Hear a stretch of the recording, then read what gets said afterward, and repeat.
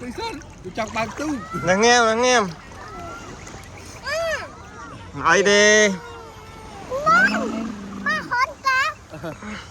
Đặt.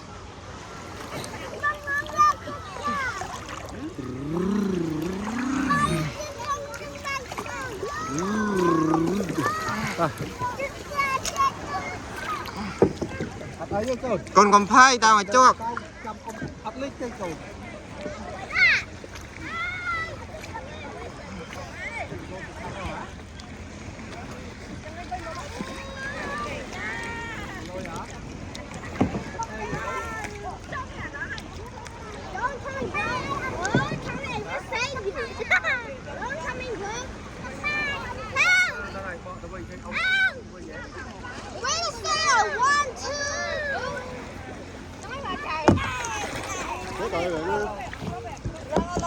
Ê, bé quản anh cậu.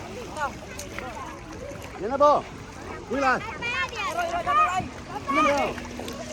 Đi bé tu nè.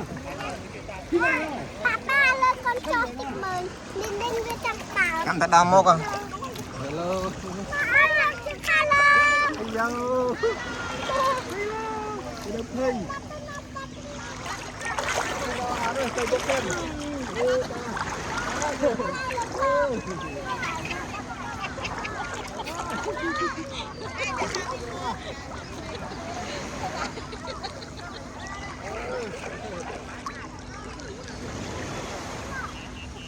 Đã tiếp.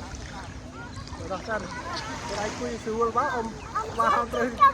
Rồi có bao giờ vào đấy à mới tiếp nha.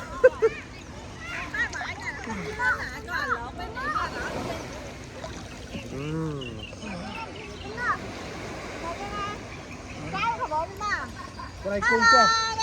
Cái này cung chưa? Cái đây ao cắt cái tốt. Cái cung bài mục cái cung cổng cái này cung là cung hiểu. Here, lực của vai. Mà thoát đà cao có khả năng đặt trong. Đà cao mờ pa hân. Rồi đặt thơm cho. Rồi ai gạt. Mà theo cái này. Anh đi, con đánh cùi thật.